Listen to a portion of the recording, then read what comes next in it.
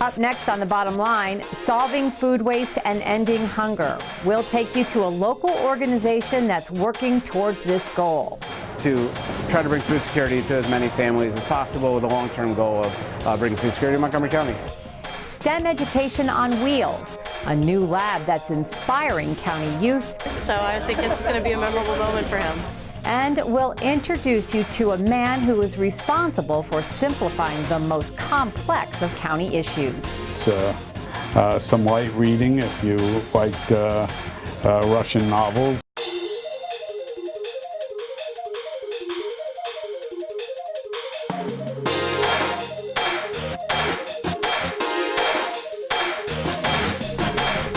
Thanks for watching, everyone. I'm Susan Kennedy. Every year here in the United States, 30 to 40% of the food supply is wasted, which translates to more than 20 pounds of food per person per month. Those statistics inspired a Montgomery County man to start a nonprofit to distribute that food to people in need. Brett Myers saw a lot of food go to waste during his 10 years working in the food industry. Enough for him to come up with the idea to use that food to end hunger in Montgomery County. Nourish Now was established in 2011 in a complete grassroots fashion. Myers went door to door in Gaithersburg asking residents if they knew of people who needed help. He got his first 150 clients this way. And so I thought, with so much food being wasted, and then learning about how many people there and families that are food insecure, I thought what a perfect way to start an organization that recovers food to not only work on the environmental impacts of food recovery, but also to try to bring food security to as many families as possible with a long-term goal of bringing food security to Montgomery County.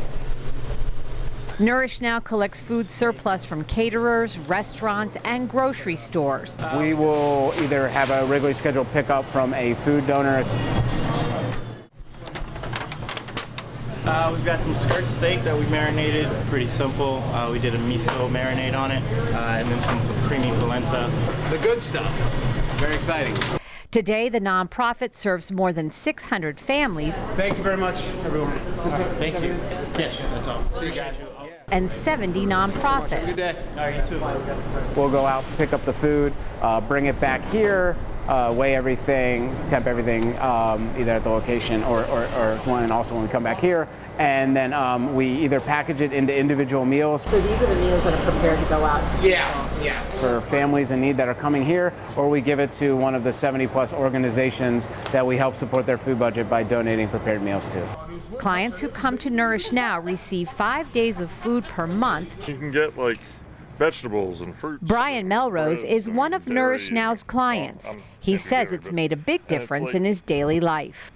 I don't need to worry about $60 to $80, for 2 weeks for groceries because I really get it here, and it's pretty cool. Nourish Now also works with the Housing Opportunities Commission to donate meals to families and the elderly in lower-income apartment complexes. They also provide weekly meals to 80 families in 3 Montgomery County schools. During our visit to Nourish Now, the kitchen was buzzing with activity. Myers says the support the nonprofit receives from the community has been nothing short of amazing. Community is a huge part of what we do. We have volunteers coming in every day from local schools and businesses and just really dedicated members of the community. We have our gala coming up in June, which is a huge part of us continuing to grow and expand our mission. Caroline Short is one of the Nourish Now volunteers. We have a lot of food here, so it goes out really fast. And I think it's nice they're coming here and we can help them out. Many people in Montgomery County take for granted that every child is eating. And in many cases, if a child doesn't go to school during the week or even, even for the weekend, they'll send home food for them for the weekend in Montgomery County, and that's by the thousands. So we have to make certain that our young people are at every age are receiving the proper food, and there's plenty of people whose heart is doing that for us. And if Brett Myers has anything to say about it, no family in Montgomery County or this region should go hungry. And he will continue to work towards that goal. So we hope with everybody just working hard and getting food, we've seen a great response from the food donor. It's great that we're able to donate a high quality food. Getting kids more interested in careers in science and technology is something officials across the state are passionate about. Recently, the Maryland Bio Foundation unveiled a new mobile lab designed to give students hands-on STEM education, with the goal of inspiring the next generation of scientists. This trailer might not look like much from the outside, but step inside this ride and you are entering the largest mobile STEM lab of its kind in the country. The 53-foot-long MX lab has about 1,000 square feet of space and can accommodate up to 40 students. It teaches lessons on biology, chemistry, and environmental science, and it's equipped with all the necessary tools to give future scientists real-world hands-on experience. Well, particularly in Montgomery County, many of the employers, many of the jobs in the county are STEM-based. Science, technology, engineering-based, even traditional careers that you may not think are STEM actually have a bit of math or science in there. So students to have that kind of background, it's pretty critical for them to get a quality career. Since 2003, the Maryland Bio Foundation has been providing STEM education to communities across the state. Starting this year, this new lab will travel to 35 different high schools across the state, reaching about 10,000 students. At a recent open house, students were invited to learn about DNA, biofuel, and lactase. And it's going to go in your other tube, the last one. Levi Kahn is a junior at Richard Montgomery High School who says he will pursue a career in STEM. This is a lot of basic knowledge that a lot of people take for granted, and we just looked at lactase and how it's in your body, and a lot of people don't realize that, so it's cool. We added lactase. You remember what that was? Yeah, and it broke down. Yeah, exactly. Yep, it breaks down lactose. Amanda Rodriguez Michael and her brother Ian thought the same thing. I'm very into science, so I try and pay attention with the lab so that I can do whatever an experiment when I'm on my own. In this lab, students observe lactase breaking down the sugar found in cow's milk, which is lactose. So we use glucose test strips to test unknown milk samples right off the bat. And now I discovered how you can test to see if a different type of milk has glucose in it or not by putting lactase in them. And only the dairy milk that has lactase in it will show up on the test tube with a certain color to show that it has lactose in it, which is kind of cool. The County Council provides grant funding to the Maryland Bio Foundation and is a big supporter of upping the ante when it comes to STEM education. Council members Nancy Florine and Sydney Katz stopped by to get a look at this flagship mobile laboratory, and both were duly impressed. The open house is going to take 2 seconds, but it's like a little trailer here. And then when I got inside, it's like a city inside here. It's so big. So students will be very, very excited. And candidly, I'm very excited to be here as well. It's one thing to read about this stuff. It's one thing to watch it. It's another thing to actually do it. It is really very exciting. I have to go see how my dye is doing over there.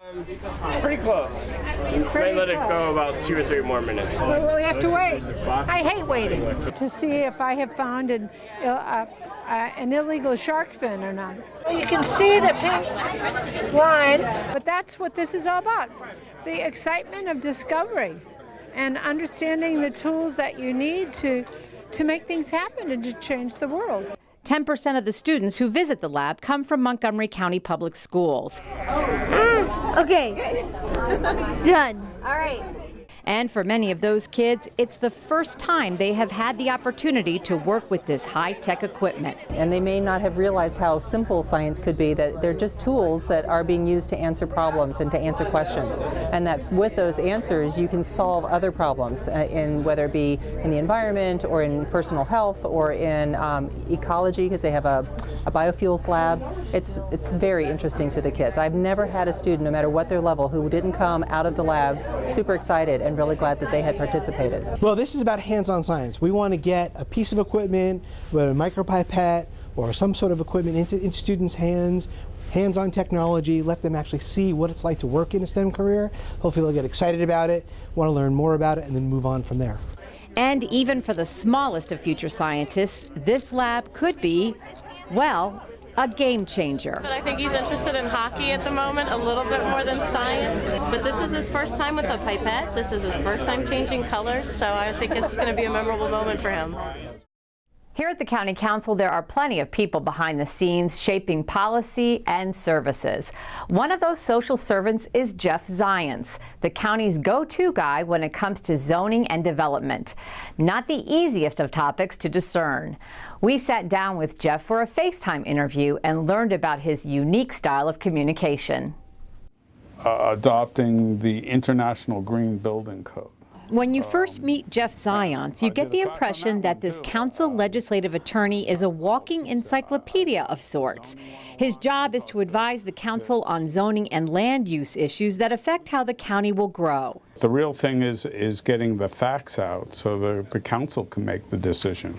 My opinion is not as profound as theirs. They make the laws. I get the rare opportunity to make recommendations, but ultimately it's their decision. How do you streamline it to make sure that everybody gets the most important information and lay the hay down where the goats can get it so we can understand it?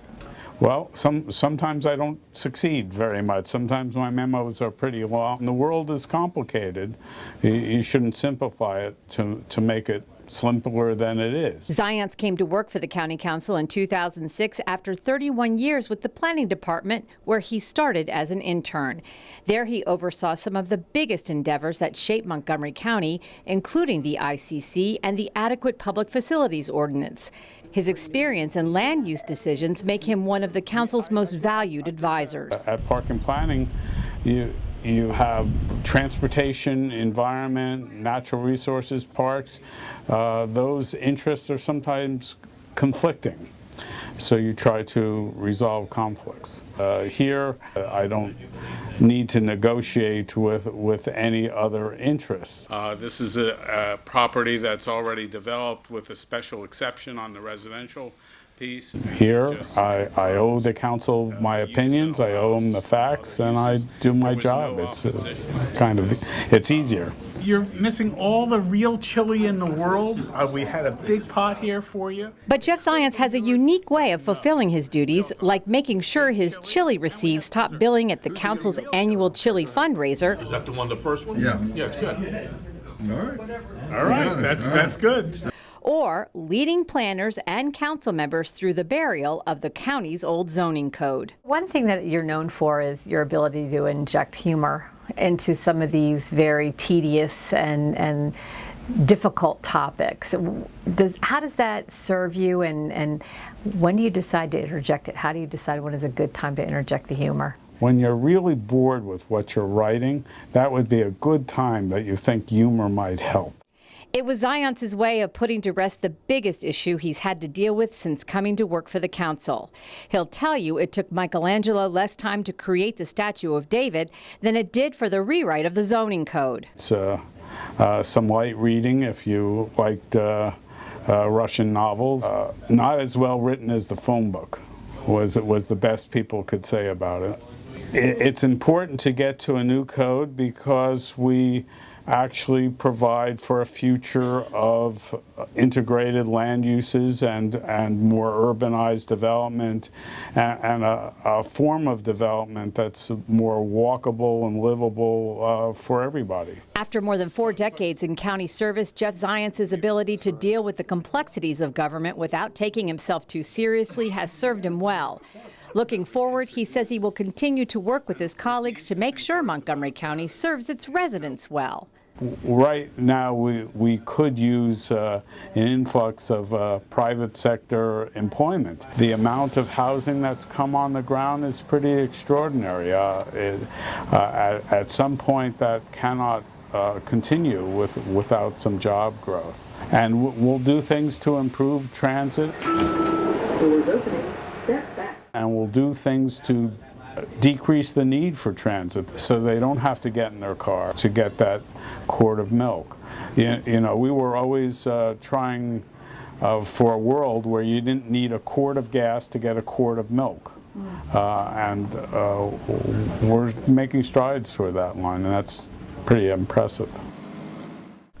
Well, that does it for this edition of The Bottom Line. For County Cable Montgomery, I'm Susan Kennedy. Thanks for watching.